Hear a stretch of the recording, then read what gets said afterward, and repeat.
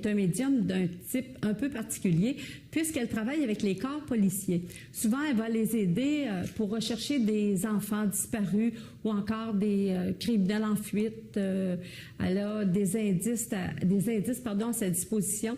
C'est pas un travail facile, mais c'est une fille qui a tellement de joie de vivre et d'énergie. Vous allez voir, c'est un travail assez particulier.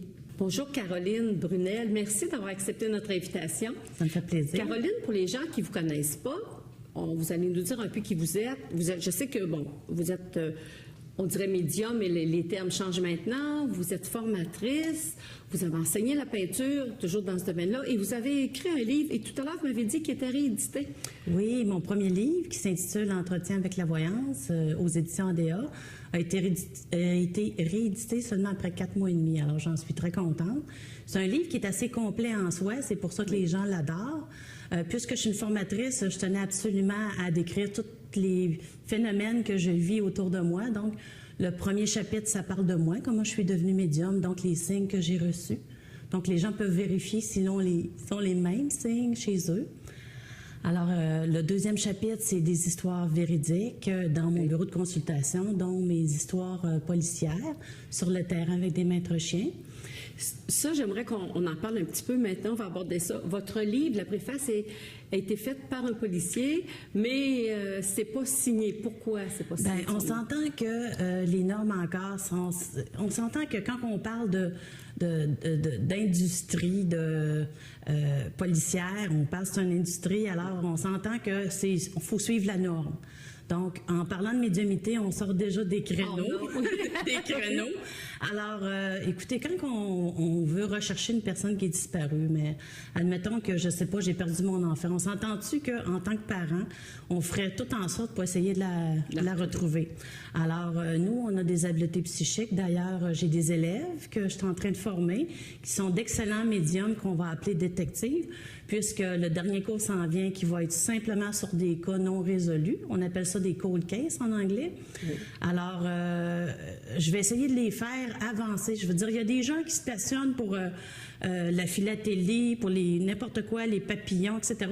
Moi, je veux trouver des personnes. Alors, je m'organise et je forme des gens dans leur temps libre. On va sur le terrain. Ah oui, vous allez vraiment sur les terrains des gens qui sont disparus.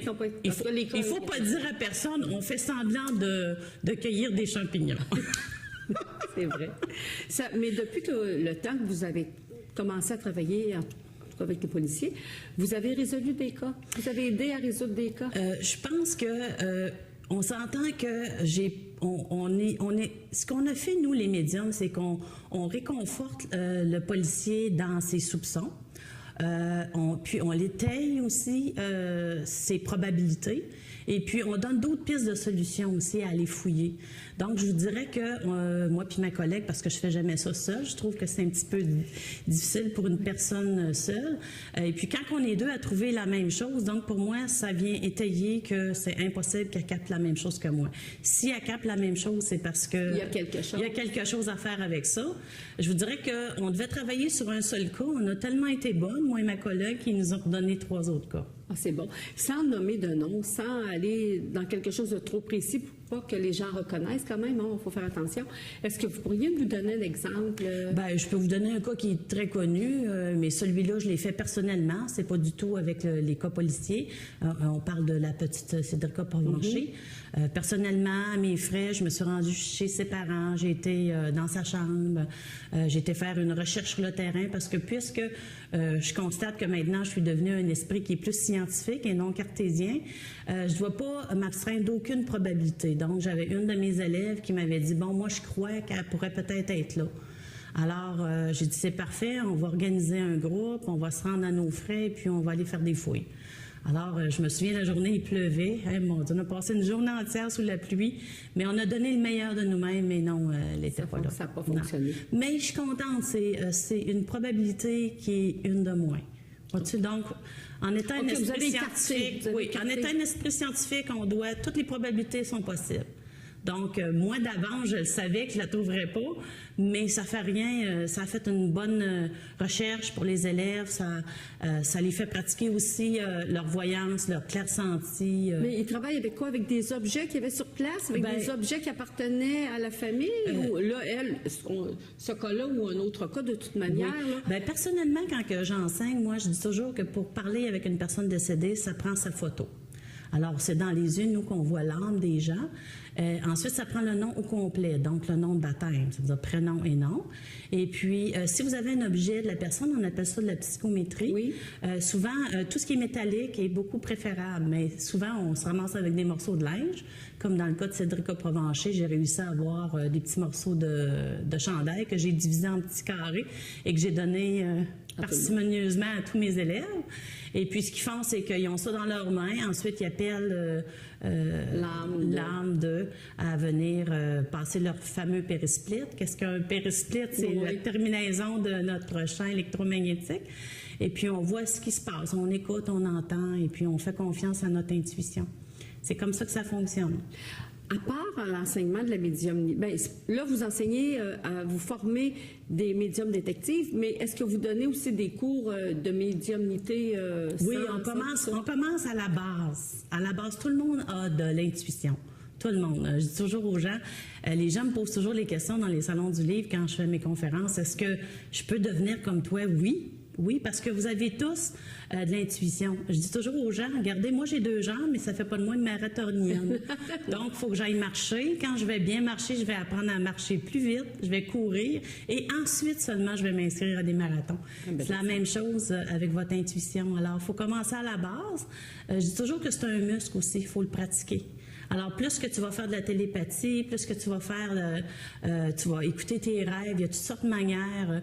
Tu vas apprendre la technique de la transe. Je veux dire, c'est une technique qui s'apprend. Alors, quand on a la base, c'est ça que j'enseigne, moi, ce que j'appelle le médium 1, c'est 40 conseils pour augmenter votre intuition. Donc, votre intuition, il est bon dans tout. Il est bon dans votre travail, dans votre famille, dans vos relations interpersonnelles. Donc, ça peut pas nuire. Tu sais, notre petite voix intérieure qu'on n'écoute souvent pas, puis qu'on ne sait pas quoi dire. Et qu'après, on se dit, si j'avais écouté mon idée, c'est ça.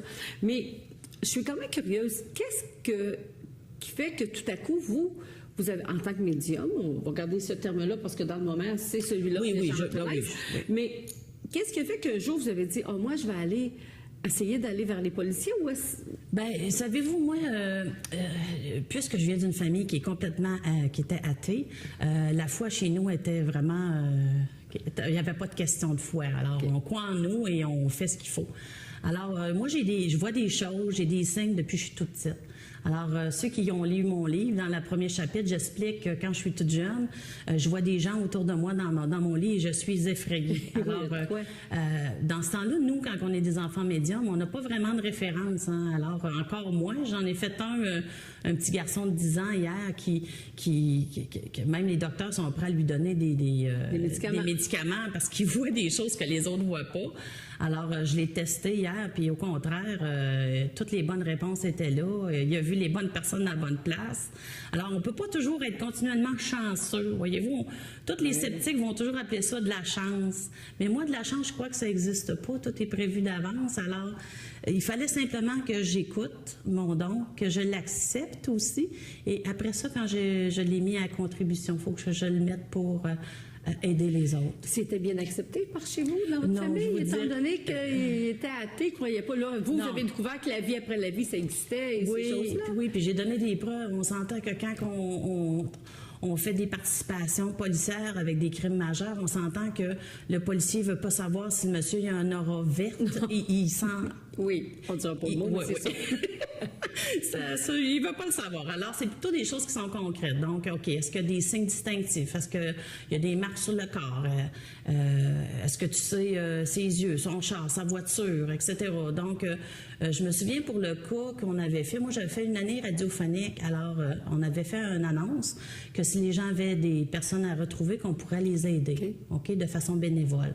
Alors, c'est toujours bénévolement qu'on a fait ça, et moi puis ma collègue. Puis, les renseignements qu'on a donnés étaient tellement, on a donné une douzaine de pages, étaient tellement justes et précis que finalement, j'imagine que la police est venue vérifier si je l'avais pas, je l'avais pas peut-être tué ou... Donc, vous je connaissais trop d'affaires. Oui.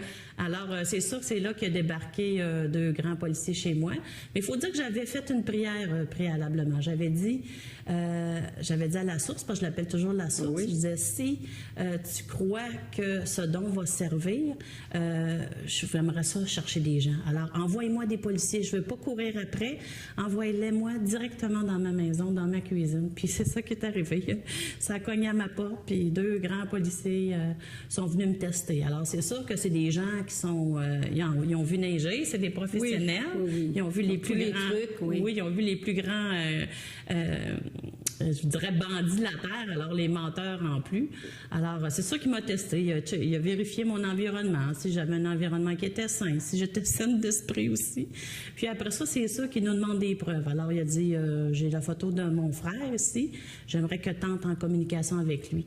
Alors, tous les détails, les choses que j'ai dit, de la manière qu'il est mort, des noms précis. Après ça, j'ai continué sur le policier. Oups. D'ailleurs, j'en parle dans mon livre, dans le chapitre 2. Et puis, c'était complètement véridique. Alors, c'est suite à ça qu'ils m'ont dit, bon, maintenant, tu peux-tu nous aider? Alors, c'est sûr que c'est toujours des participations qui sont bénévoles. C'est sûr que c'est pas diffusé, c'est hors norme. Oui, c'est ça. Mais c'est le but de votre émission. Oui, c'est le but de l'émission pour expliquer aux gens que ça existe.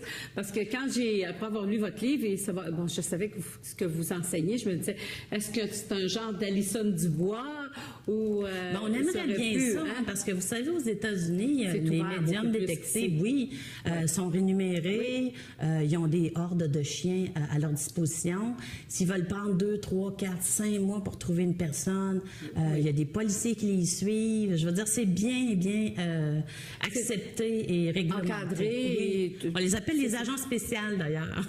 Oui. Même en Argentine, les médiums sont utilisés beaucoup dans les hôpitaux psychiatriques. Vraiment? Oui. Alors, les psychiatres, ce qu'ils font, c'est qu'ils vérifient vraiment si la personne qui est internée, si elle est vraiment folle ou si elle voit vraiment des entités. Ah, que c'est intéressant. Alors, vois-tu combien de gens qu'on a drogués toute leur vie parce qu'ils voyaient des choses que moi je vois et que je suis persuadée que je suis saine d'esprit. Alors, c'est à ça qu'un médium peut servir, entre autres. Démystifier, ça la voit vraiment parce qu'on est deux à les voir, là. Mais ça me rappelle ce que vous avez, au cas que vous avez nommé tout à l'heure, cet enfant que vous êtes allé voir, bon, parce que les gens se demandaient si l'enfant était sain ou s'il voyait vraiment des choses. Les parents, quand ils s'aperçoivent que, oui, leur enfant a un don, a une particularité, mais comment ça va à ce moment-là? Est-ce que les parents étaient contents, rassurés ou encore un peu plus inquiets parce qu'ils disent, bon, là, il n'y a pas de pilule pour arrêter ça, là? Je vais vous raconter une histoire tout à fait fabuleuse parce que j'en ai fait un 10 ans hier, mais mon plus beau cas, c'est un petit garçon de 4 ans et demi. Alors, le petit garçon, depuis que 4 ans et demi, n'est pas capable de dormir sans lumière le soir parce qu'il y a toujours plein de gens dans sa chambre. On s'entend que le monde des esprits, c'est toujours plus le soir, à partir de la pénombre. Donc, c'est ça que lui, non seulement il les ressent, mais il les voit. Donc, imaginez-vous, vous avez 4 ans et demi, vous êtes dans votre chambre, puis vous les voyez, puis vous avez peur. Alors, c'est pour ça, moi, que je veux enseigner. Je veux aider les gens, les enfants, puis leur dire, écoutez, n'ayez pas peur. Souvent, ça peut être vos guides, ça peut être votre grand-maman qui est décédée, qui est autour, qui vient vous bercer. Voyez-vous, ils ne sont pas tous effrayants, là. C'est ça que j'essaie de faire.